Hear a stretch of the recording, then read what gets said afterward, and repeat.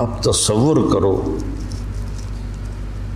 کہ اوپر سورج، پانی بند تھا، خبیثوں نے پانی بند کر دیا، بچوں کے رونے کی آوازیں آ رہی ہیں پیاس کی وجہ سے، اور ان کے دل نرم نہیں ہو رہے۔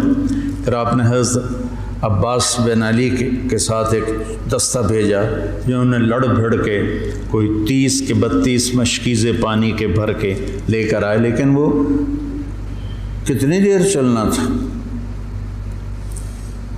پیاس سے زبانیں بچوں کی بھی نکلی ہوئی ہیں، اور حسینی لشکر پیاسا لڑ رہا ہے، اوپر دھوپ کی، سورج کی آگ ہے، نیچے ریت کی آگ ہے، ادھر تلواروں کی جھنکار ہے، اور تیروں کی سنسناہٹ ہے، اور نیزوں کی کھڑکھڑاہٹ ہے، اور ایک مسکراتا چہرہ ہے جو کہہ رہا ہے الموت احلی عندنا من العسل، پاگلو موت تو مجھے شہد سے زیادہ محبوب، تم موت سے ڈراتے ہو۔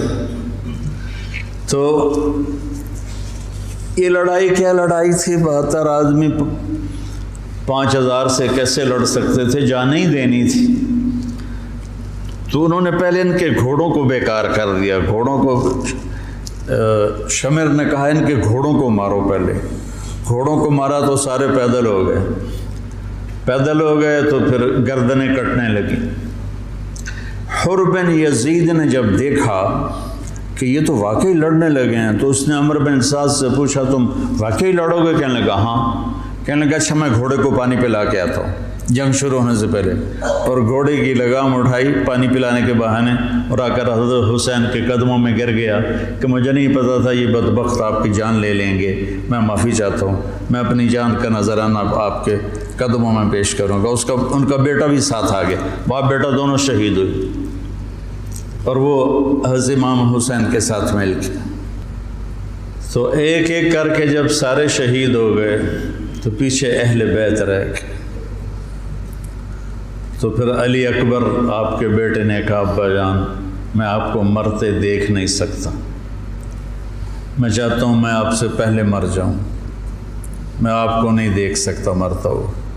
تو انہوں نے اجازت دی، تو شیر کی طرح انہوں نے حملہ کیا، چاروں طرف نرغے میں آئے اور ذبح ہو گئے۔ تو پھر ان کے بیٹے ابو بکر بن حسین وہ شہید ہوئے۔ پھر قاسم بن حسن حسینی قافلے میں سب سے خوبصورت جوان تھے، پھر وہ آگے بڑھے، حضرت حسن کے 4 بیٹے شہید ہوئے۔ تو جب ان پر تلوار پڑی تو انہوں نے کہا یا عمّا، آئے چچا۔ تو حسین رضی اللہ تعالیٰ عنہ زخمی، تنہم داغ داغ شد، سارا بدن خون تھا۔ آپ نے آگے بڑھ کے قاتل پر وار کیا، اس کا ایک ہاتھ کاٹ دیا۔ پھر ان کے سرانے کھڑے ہو کر ایک عجب بات کہی کہ میرے بھتیجے آج تیرا چچا بڑا بے بس، یہ کیا جواب دیں گے اللہ کے نبی کو قیامت کے دن کہ انہوں نے ان کی اولاد کو ہی ذبح کر دی۔ تو ان کی لاش کو اٹھایا اور پیچھے جا کے رکھ دیا۔ اس طرح ایک ایک کر کے مسلم بن عقیل کے عبد الرحمن عبداللہ شہید ہوئے، حضرت عبداللہ بن جعفر کے عون اور محمد شہید ہوئے، حضرت حسن کے ابو بکر عبداللہ اور قاسم شہید ہوئے، عثمان شہید ہوئے۔ آپ کے اپنے بیٹے حضرت علی کے عبداللہ، محمد، عثمان، جعفر، عباس، حسین 6 شہید ہوئے۔ اور پھر جب آخر میں آپ رہ گئے تو آپ نے اپنے چھوٹے بیٹے عبداللہ کو بلایا، آپ زخمی ہو چکے تھے، بہت پہلے قتل کیے جا سکتے تھے لیکن ہر کوئی ڈائریکٹ وار کرنے سے ڈر رہا تھا۔ تو آپ نے عبداللہ کو بلایا، 2 سال ان کی عمر تھی، ان کو لے کے گود میں بٹھایا، ان کا خیال تھا کہ یہ ظالم بچے کو تو معاف کر دیں گے، لیکن ایک ابن الموقد تھا کوفے کا، اس نے طاق کے تیر مارا، تیر خطا بھی ہو سکتا تھا لیکن تقدیر کا امتحان ابھی باقی تھا، تو تیر سیدھا اس بچے کے گلے میں آیا۔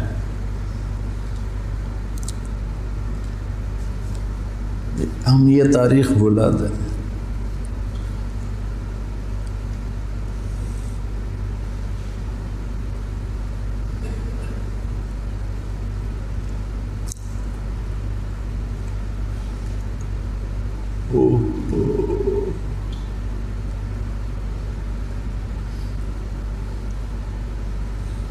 جب عبداللہ کی گردن ڈھلکی، اس وقت حضرت حسین اپنے بیٹے کا خون جو ابل رہا تھا وہ ایسے ہاتھوں میں لے لی اور یوں آسمان کی طرف اٹھا۔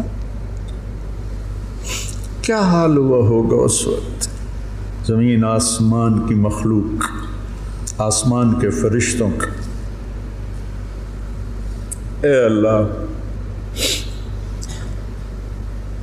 تو مجھ سے راضی ہے تو میں تجھ سے راضی، لیکن ان سے انتقام تو ہی لینا۔ انہوں نے تیرے نبی کی اولاد کو ذبح کر دی۔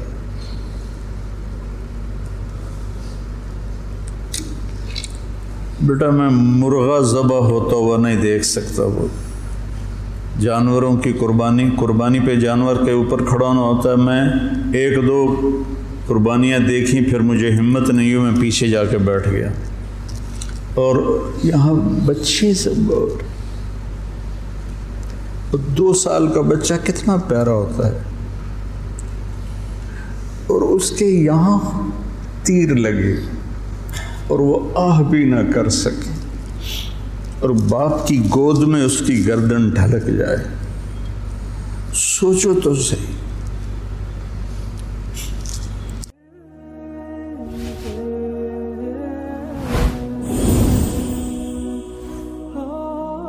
کیا ایسے معصوم بچے جن کے پاس مواقع نہیں ہیں کہ وہ تعلیم حاصل کر سکیں اور معاشرے کا، ملک کا اور قوم کا باعزت فرد بن سکیں، کیا ہمیں ان بچوں کو موقع نہیں دینا چاہیے کہ وہ آگے بڑھیں اور معاشرے کے اندر اپنا مثبت کردار ادا کریں؟